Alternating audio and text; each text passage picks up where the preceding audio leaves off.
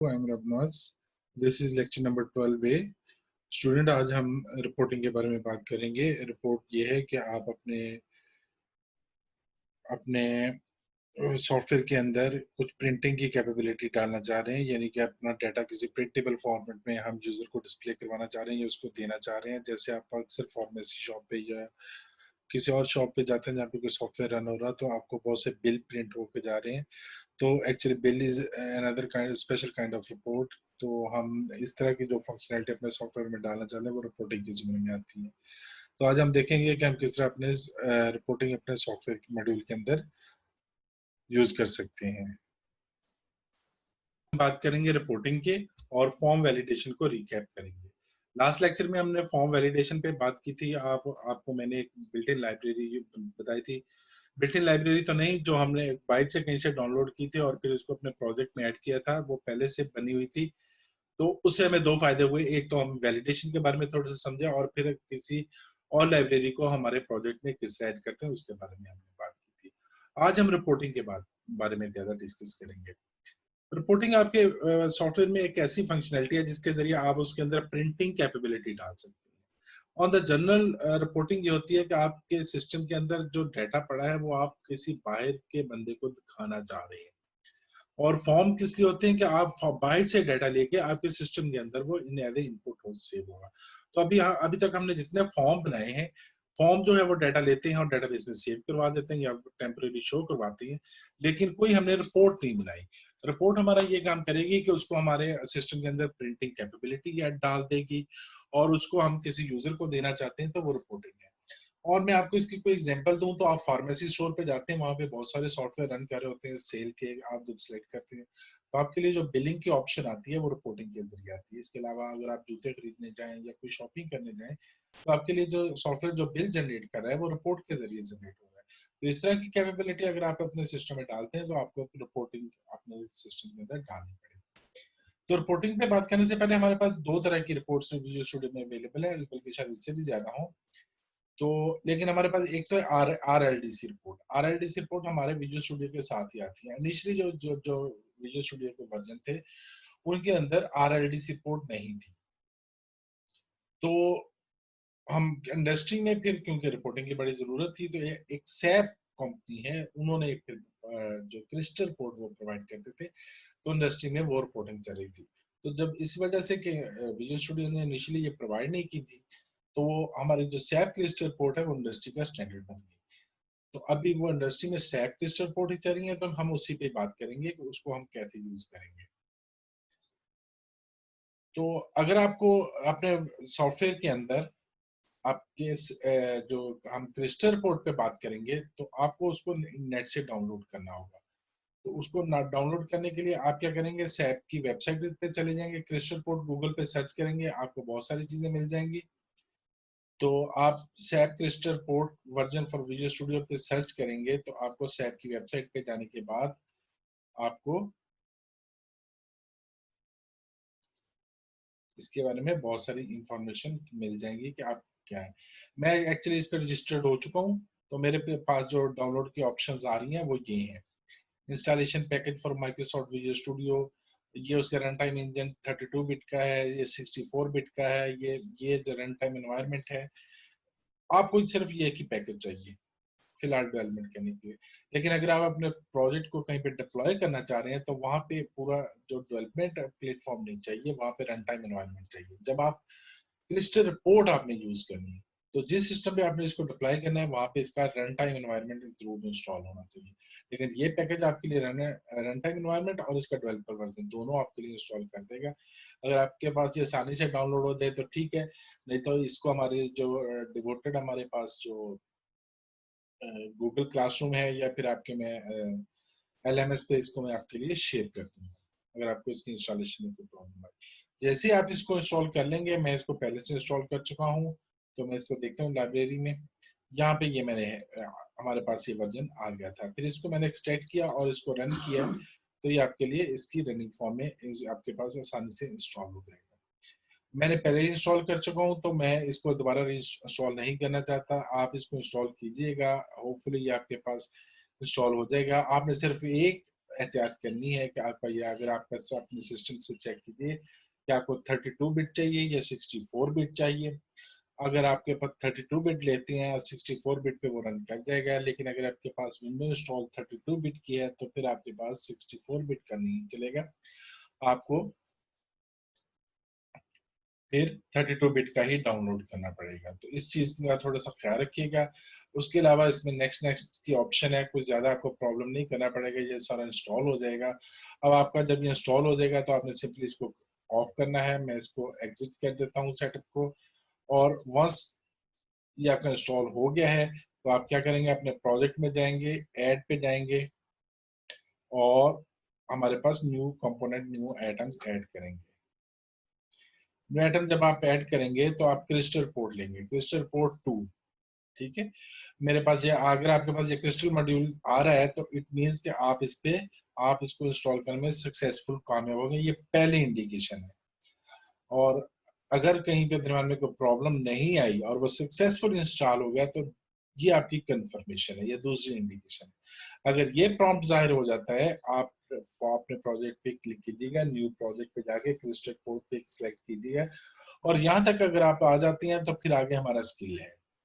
फिर हमने इसको रिपोर्ट को अब डेवलप करना है अपने प्रोजेक्ट में ऐड करने के लिए। तो इसको देखते हैं कैसे काम करना है। ये रिपोर्ट मेरी, इसका ऑब्जेक्टिव ये है कि डेटाबेस से किसी डेटाबेस को हमारे एक फॉर्म के ऊपर रिपोर्ट के जरिए डिस्प्ले करके फिर उसकी प्रिंटिंग कैपेबिलिटी लेना है, या मैं इसको पीडीएफ में सेव करवाना चाह रहा हूँ। तो हम इसको देखते हैं। जब आपके पास ये मॉड्यूल जाहिर हो जाए तो आपने एक रिपोर्ट विजिट स्टार्ट करना है। ओके, इस पर क्लिक कर दें और इसको मैं सिलेक्ट करता हूँ। सॉरी, ये मेरा पहले से है, आपके सामने ये ऑप्शन नहीं आएगी, तो इसको मैं जरा, आपने इस पे ओएलईडीबी पे क्लिक करना है, आपके पास इस तरह की ऑप्शन आएगी पहले। ठीक है, इसको मैं वापस ले, तो ये इस तरह की ऑप्शन आएगी। ये बहुत सारे हमारे पास कनेक्शन बनाने की ऑप्शन आएगी, तो आपने इसमें क्रिएट कनेक्शन करना है, ओएलईडीबी पे जाना है। ओएलईडीबी पे आपने,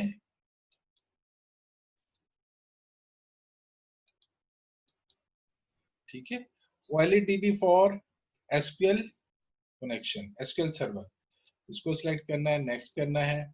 और यहाँ पे उसी तरह जिस तरह हम कनेक्शन स्ट्रिंग ले रहे थे, वहां से जाके आपने ये सिलेक्ट करना है इसका सर्वर का नेम, यानी एसक्यूएल सर्वर से आपने जिस तरह कनेक्शन स्ट्रिंग ले रहे थे। मैं इसको दोबारा कर लेता हूँ आपके लिए। इसकी प्रॉपर्टी में चले जाएं एसक्यूएल सर्वर में, और ये आपके सामने आ गया। इसको जरा कॉपी करके मैं इसको यहाँ पे पेस्ट करता हूँ, और इसका यूजर नेम और पासवर्ड हम इंटीग्रेटेड सिक्योरिटी यूज करें। आप इस इंटीग्रेटेड सिक्योरिटी पे चेक कर दें, ये आपके लिए ऑप्शन खत्म हो जाएगी, या यानी कि जो विंडो की यूजर नेम पासवर्ड है वही हमारा इसके लिए लॉगिन के लिए यूज होगा। जैसे मैं इसको सेलेक्ट करके इस तरह से ड्रॉप डाउन मेन्यू में जाऊंगा तो हमारे पास हमारे सर्वर में जितने डेटाबेस हैं, यानी कि डेटाबेस सर्वर में जितने डेटाबेस हैं वो डिस्प्ले हो जाएंगे। तो हम करंटली सेल पे काम कर रहे हैं, तो मैं सेल के डेटाबेस को सिलेक्ट करता हूँ और नेक्स्ट। तो ये हमारे पास एक कनेक्शन तैयार हो गया है, जिसको आप बार बार यूज कर सकते हैं। हर दफा जब आएंगे तो ये हमारे लिए अवेलेबल होगा, अगर हम इसी डेटाबेस पे काम करना चाह रहे हैं तो आपको इसको बार बार क्रिएट करने की जरूरत नहीं पड़ेगी।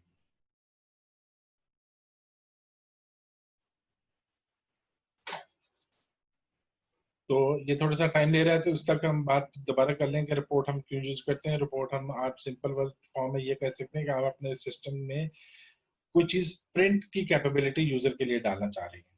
तो जैसे हमारे बिलिंग वगैरह है, या किसी कोई खास रिपोर्ट हम प्रिपेयर करना चाह रहे हैं, तो उस टाइम हम रिपोर्टिंग का मॉड्यूल यूज करते हैं।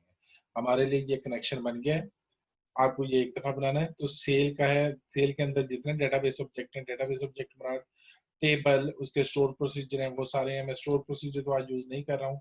टेबल को देखता हूँ कौन कौन से टेबल्स हैं। तो टेबल हमारे पास कस्टमर और ईसी का है, तो मैं इस कस्टमर पे काम करना चाहता हूँ। तो आप सिंपली इसको यहाँ पे इस बटन की मदद से यहाँ पे मूव करवा दें, और फिर क्या करें, नेक्स्ट करें।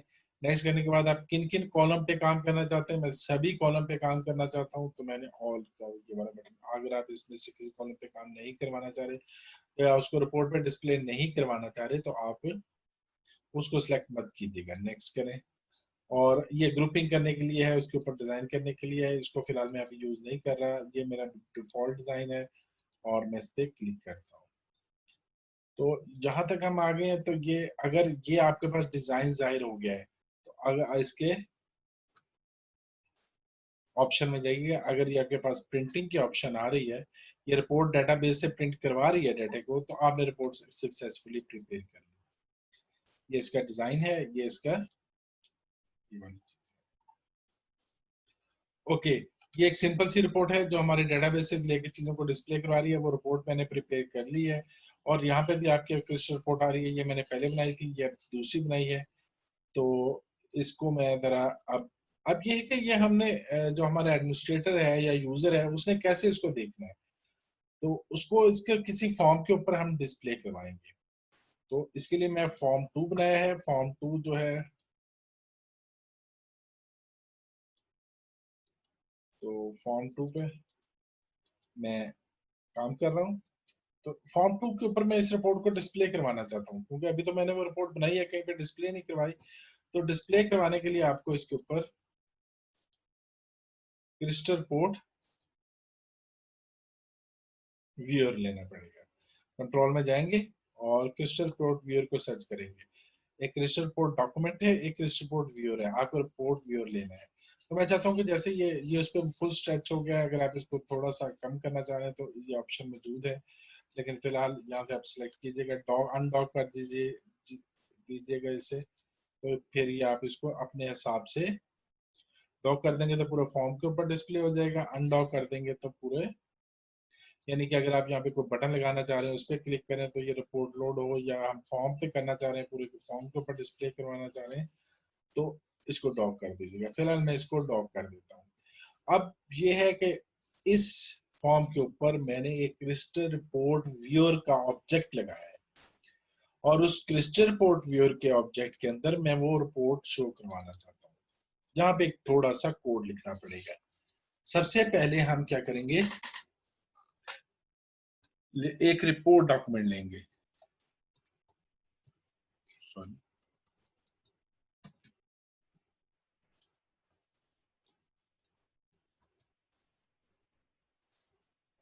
रिपोर्ट डॉक्यूमेंट और आरडीसी, इसकी एसोसिएटेड लाइब्रेरी करेंगे तो ये हमारे पास आ जाएगा। इसको मैं सिलेक्ट करता हूँ और इसको हिंट देता हूँ कि हमारे पास कोई library using crystal port decision dot crystal port dot engine, इसको यूज करें, और वो हमारे लिए इंपोर्ट हो गया, तो इसकी एरर भी आ गई। अब ये एक रिपोर्ट डॉक्यूमेंट के अंदर हम लोड करेंगे रिपोर्ट को, आरडीसी, यानी कि ये इसका रेफरेंस जो है डॉट लोड, और यहाँ पे मैं प्रोवाइड करूंगा हमारे पास रिपोर्ट। तो हमारे पास इसी डायरेक्टरी